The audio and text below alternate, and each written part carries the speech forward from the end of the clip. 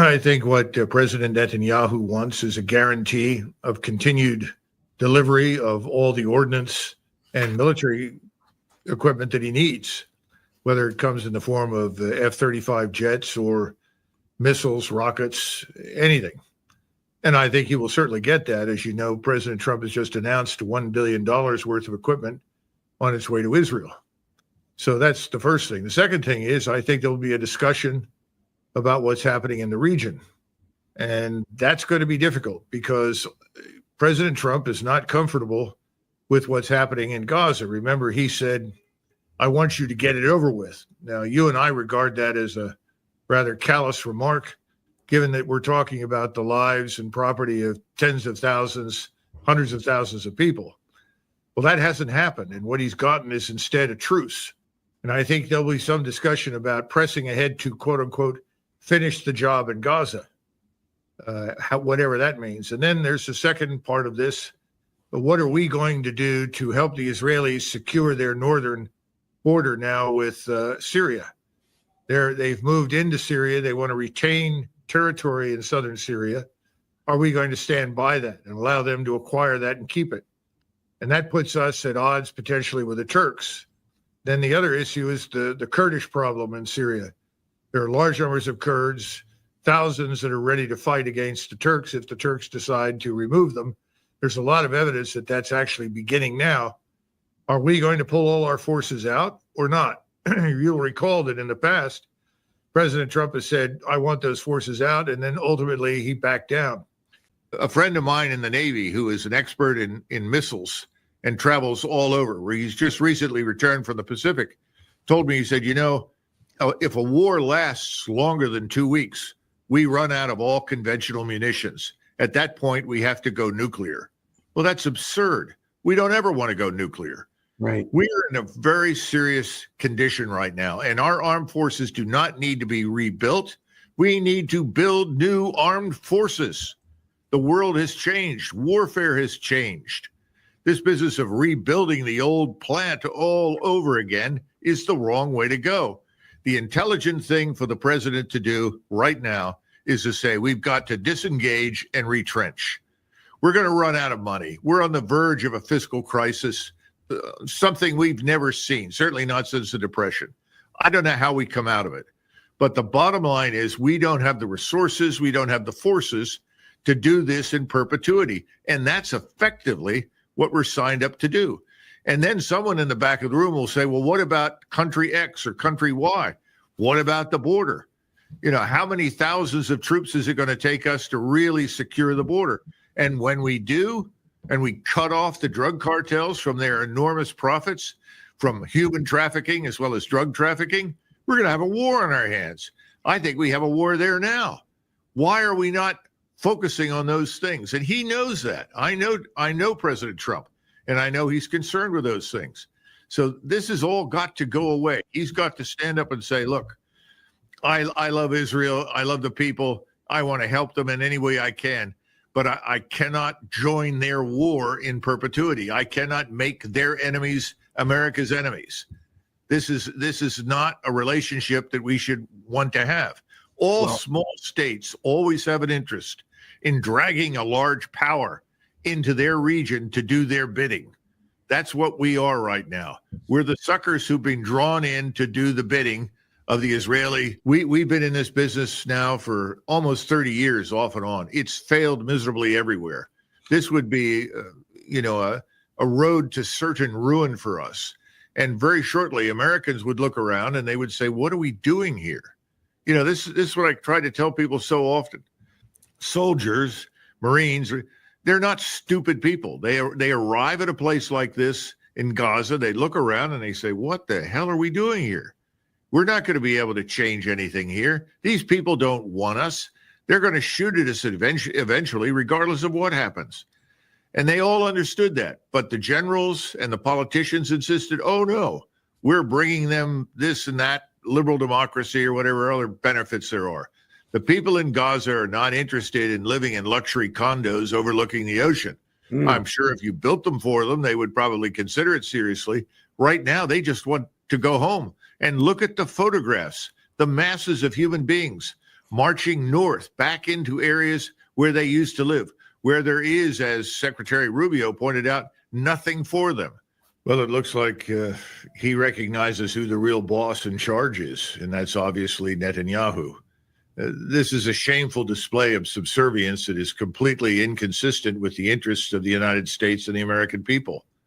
You know, it's hard to fathom how we got here. But let's be frank. The president would not now be in the White House were it not for the enormous quantities of money that were poured into his campaign by donors who are enthusiastic Zionists, right? Wealthy Jews. We understand that. But he's still the president of the United States. Hegseth is probably on the ragged edge of getting himself into very serious trouble. He needs to look at the limitations of our assets and our resources.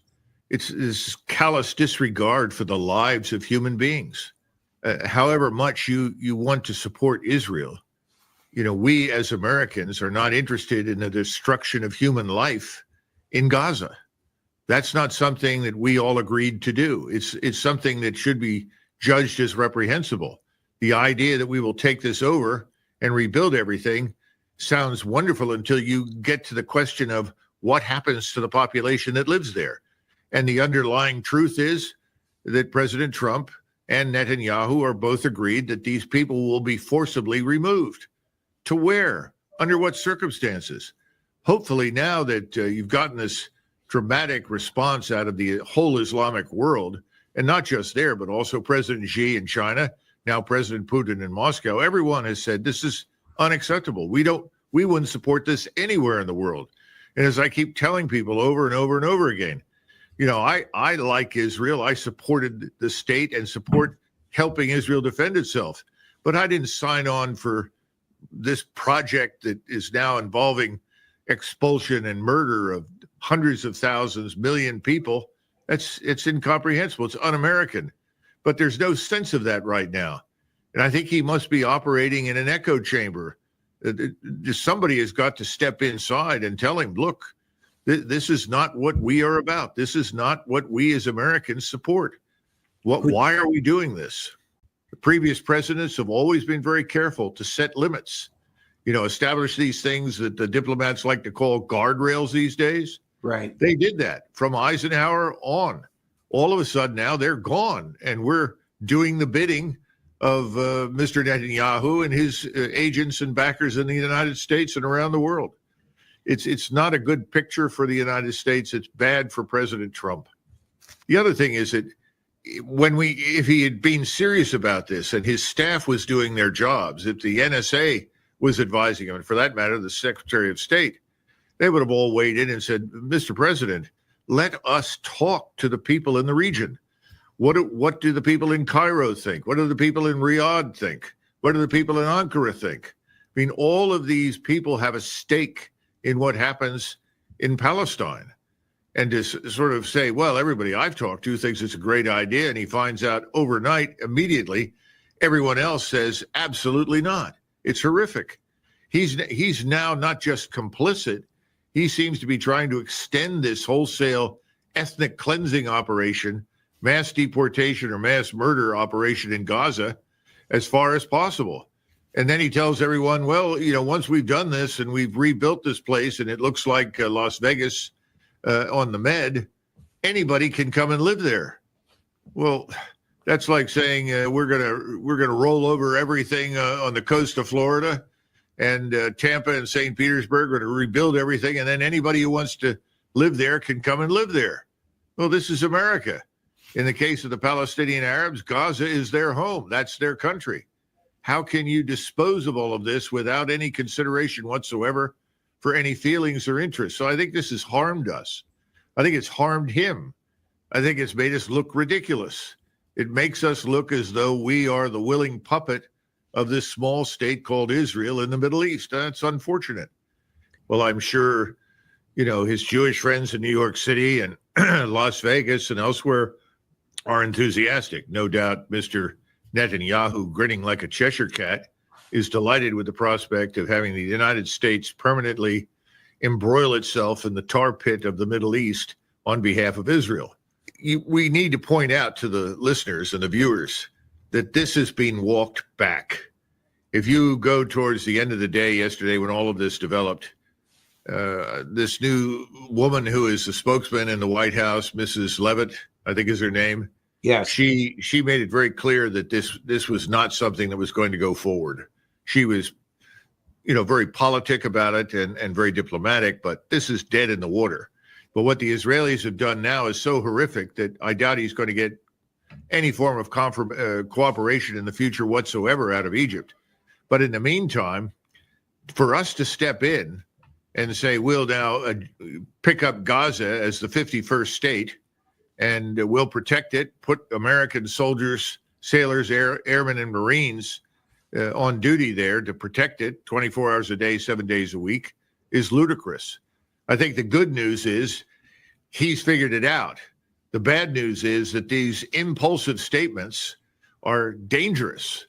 And the same thing is going on with the Russians.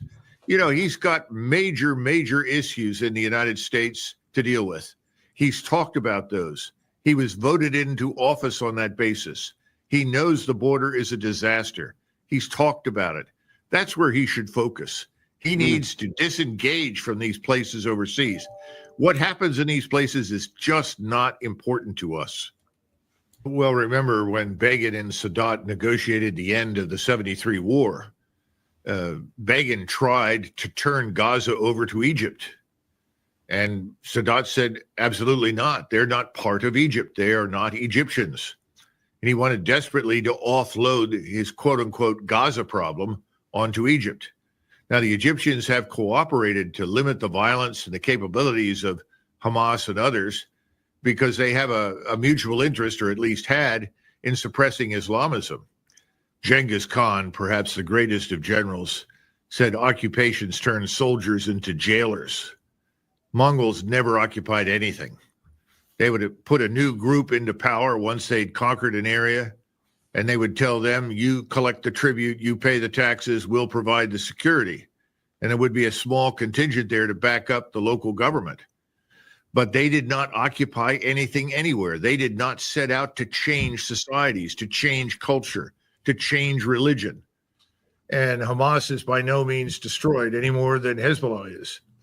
But he may think that he's bought more time for Israel to renew the fight and go back and finish the job, which is why he wants all of those 2,000-pound bombs and all the other munitions he can get his hands on. There are lots of Israelis who believe that he has systematically destroyed the Palestinian position and any hope of a Palestinian state.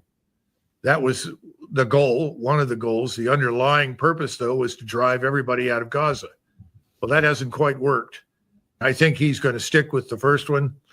It's in his interest to do so, gives his forces a break to rest, refit for the next phase. And that's what he's going to do. He's going to rely primarily, once again, on the hundreds of aircraft that he's got, the Air Force, to do serious damage to any number of different enemies. But he's not going to follow through on the rest of it. And I don't think anybody on the other side of these matters, whether they're in Egypt, Jordan, Saudi Arabia, Iran, Hezbollah, anywhere else, Syria, no one believes that. We have to understand that our economy is completely financialized.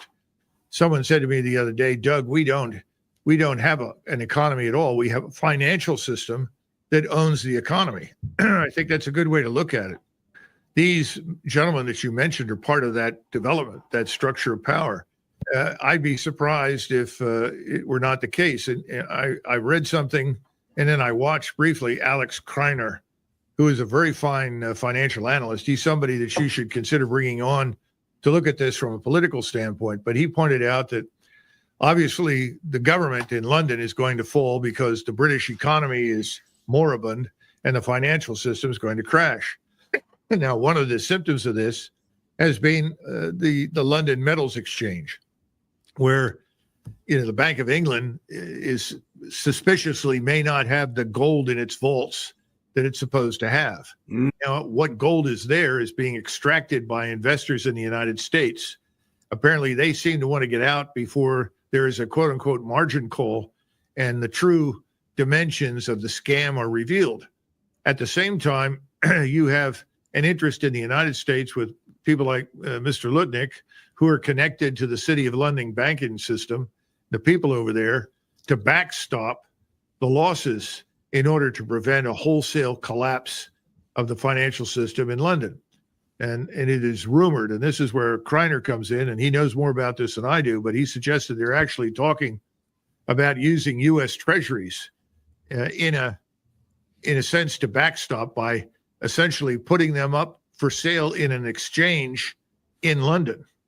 But the problem is there's nothing behind it. And I think that's where we're headed in England. No matter how hard people try to rig the system, which is really what we're talking about when we talk about putting treasuries into the pool of assets on which the banks depend for solvency and effectiveness, that's pretty much the end. So you're talking about a system that's doomed. The objection to it would be, I suspect, in the United States from investors, well, when that falls apart and the government goes down and the bank collapses, what happened to our assets? They're gone. Now, this is something we've never done before. At least I can't find any evidence for it. We've always sold. No. This is somebody said to me, well, look, you got a lemonade stand and there's another lemonade stand that's out of lemonade. So you go over to them and you pour some lemonade into them to keep them going. In other words, why should we put ourselves at risk? Because then we'll end up in the same position. It's a very fishy set of circumstances. It's something that most of us never look at because, frankly, that's not where we're focused. But this is something that deserves a lot of attention in the financial markets, and it deserves attention from Americans who care about the United States. I think he's someone who's grown up in New York and expects that the people that surround him will take profits as they can to enrich themselves, and probably doesn't see anything wrong in that. But more important, he may not really understand the fragility of the situation in London. You know, when Truss was removed as prime minister, she came in gangbusters with a plan to do everything that Margaret Thatcher had done. It was made very clear to her, we can't raise taxes, we can't cut taxes. We don't have the funds. We don't have anything that you want to do. And so she lasted for a few months and was gone. I think that's where Starmer is right now, only his position is far worse. He's talking about shipping billions of pounds to Ukraine, which is absurd since Ukraine is a bottomless pit with nobody in it anymore. But more important, they don't have it to send. And when this Bank of England goes under, there's going to be chaos. And that's going to have an impact on the continent. It's going to have an impact here in the United States. I think we're going to see a ripple effect. Right. I think Donald Trump is someone who doesn't want a war. I've said that from the beginning. His instincts tell him wars are not good for presidents. But people can be talked into things, and he is someone who can be talked into things. It's not his forte. He's much more comfortable talking about business and economics and so forth. He's also got all of these donors standing behind him who have poured tens of millions of dollars into his campaign to get him elected. And they, too, want war with Iran. So I think it's a very difficult position that he's in. I wouldn't second guess him at this stage, but I would not exclude the possibility that he falls for the argument. We can do this. We'll do it quickly. It'll be over in 2 weeks or 3 weeks. I mean, that's something that General Wes Clark told Bill Clinton when he was president about the Kosovo Air campaign. And President Clinton said, how long do you think this will last? And he said, well, 3 or 4 days, 2 weeks at the most. Very hazardous statement to make. Wars are not predictable things. Right. So I think you've got a similar situation here. It depends on how much trust and confidence the president has in either Netanyahu or Lindsey Graham or Mr. Waltz, his national security advisor, who is also an Iran war advocate. So I wouldn't be surprised. I doubt seriously that Mr. Hegseth would push back against this. He's also another Iran war advocate.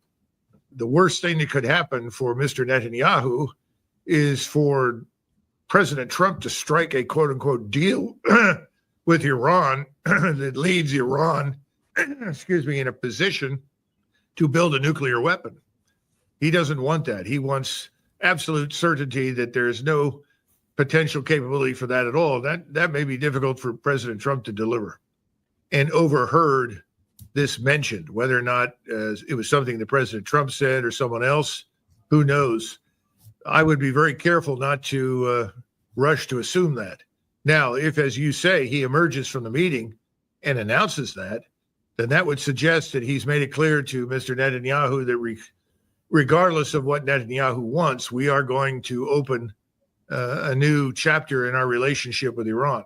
I would welcome that, as I'm sure you would, because I certainly don't want to see a war between Iran and Israel or anybody else over there. But I wouldn't bet on it yet. He is, in my judgment, for President Trump's purposes, the voice from hell. And if President Trump continues to invite him into his inner circle, he's making a very serious mistake.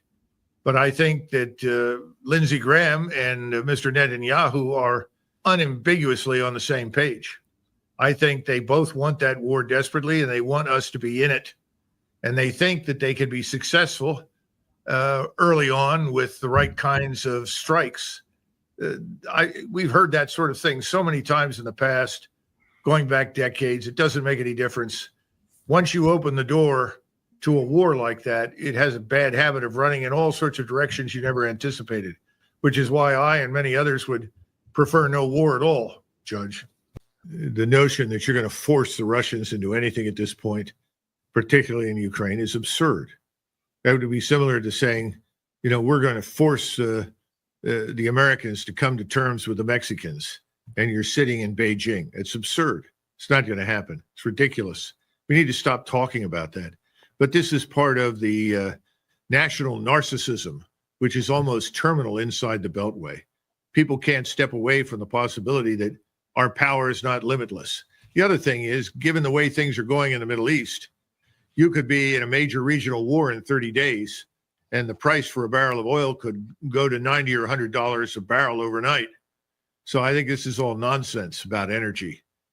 We're not going to threaten the Russians in any way, shape, or form in a way that makes any sense. Look, what have we done for years? I mean, this hostility to Russia, what good has it done? It's been self-defeating. If there's a lesson to be learned from this disastrous Biden administration, is it's all self-defeating. So let's drop all this silly language and nonsense about how great we are and how we can force this or that. It's all trash. Get rid of it. Dump it. So the whole idea, this old paradigm, is dead. We can't repeat any of that. So the answer is no. The Europeans must take the lead. They must take responsibility for their own security. Defense of the Western Hemisphere is critical now. Our country's in a lot of trouble. Our open borders have created chaos here inside the United States. And that's what's most important at all. There's going to be very little that we can do beyond our borders. We're in a position very similar to the British Empire at the turn of the century. The British Empire had a marvelous navy. We have a good navy. We have good air forces. There are places we can go if we need to temporarily, but we cannot become a permanent presence anywhere because we are ultimately a maritime and aerospace country. We're not a land power anywhere but in the continental United States, which is why I keep arguing you got to get the Army back here, and you got to get the Army back in the business of national defense, which is defense of our borders, defense of the United States. So that's the first answer to the question. The second part of it is, yes, in small numbers, depending upon the situation, we can lend support or assistance to someone. But even then, it's very risky. The British tried to rescue the Greeks who came under attack by the Italians and the Germans. And the great British Navy did all that it could, but it was no match for the German Air Force and the German Army. And it would play out very similarly with the Russians. So I'm afraid we've got to be very careful about promises we make that we can never keep. So we ought to back away, encourage people to do what is in their interest, and consider carefully the limitations of our abilities to support anybody else beyond the Western Hemisphere. First of all, we're going to reinvigorate the energy industry. We're going to drill, baby, drill. Well, first of all, we're a long way behind where we were a few years ago. We are not extracting nearly as much as we did. The shale extraction is not developing dramatically at this point. We haven't built new rigs. We haven't built any new refineries. I could go down the list. The oil industry has had no incentive to invest in anything new because every time they turned around, Washington hit them over the head with all this environmental business. And of course, that's hurt us as a country, hurt us as a nation. So you're not going to get anywhere very quickly just because you say, I want to drill for oil and I want more oil and I want more gasoline. Forget it. It doesn't work that way. It's not a switch, that you switch on. That's the first part. And I think the second part is very obvious what you've said. If you were to destroy that price, it would hurt us here very, very badly. This is not going to work. This is a dumb idea. This once again assumes that we're the center of the universe and that we can drive prices everywhere. We can't. Our market is not the only market anymore. We've been through this how many times? The Chinese, last year we had $1 trillion trade deficit. Last year they had $1 trillion trade surplus. They have more manufacturing capability and power than the United States and Europe combined. It is China that right now and for the foreseeable future is going to be the economic engine driving everything on this planet. That doesn't mean we're bad or weak or falling behind. For most of the last 2,000 years, China was the largest driving market in the world. It's not a new phenomenon. China simply regained what it had 100, 200, 300 years ago. So we got to stop talking in these foolish terms, because the only people that are impressed with that are the few Americans at home that don't know anything, that are out of touch with reality and like hearing wonderful things about themselves. The rest of the world just looks at us like, how stupid can you be? And they're right. We're being very stupid right now. And frankly, at this point, from an American standpoint, that's fine. The United States doesn't need it. What we need is good relations with everybody in Europe, and we don't need to have to garrison the place to get those. So I think all of this is bound up with what President Trump is thinking. And I'm really glad to hear the things that Secretary Hegseth has said, because they are a breath of fresh air. Well, this is important to understand that whenever I've been critical of President Trump on the question of what to do about Ukraine since he took office, I fully support the president on his domestic policies, and I think they're going in the right direction. He set a lot of positive forces in motion. Strongly support those. My concern has always been not to be distracted by events overseas, that if he could lose control here at home, because there are far more serious crises that are closer to us, and that's where he should focus. Now, having said that, I think we have to understand a couple of things. He came in and he adopted this false narrative that had been spun up over the previous years in London and Langley, and then repeated ad nauseum by the media, that we're all willing servants of this war. He's got to sweep that aside. He's got to get back to basics and go back to something that he did indicate a long time ago. This is not his. He did not start this. He did not want this. He said repeatedly it wouldn't have happened had he been there, fine. But now he needs to make it very clear this is not his, and he wants to end it. Now, he doesn't have to get a quote-unquote win over the Russians. Believe me, if he ends this, he gets a win at home, here, with the American people. They don't want anything to do with this war with Russia, and certainly don't want the risk of any kind of nuclear conflagration. Absolutely not. So that's his win. The Europeans win because they're ultimately going to replace these terrible governments, these globalists that have sacrificed over 1 million Ukrainian lives and hundreds of thousands of Russians to nothing for no purpose when it was completely unnecessary. They need to go away, and they need to be expelled and removed. Now, as far as whether or not NATO survives, I don't think it will. I think NATO is increasingly an empty facade, and it may be one of these things, well, it ended with a whimper, not a bang. It may just quietly sink into the abyss and vanish. It's not meaningful.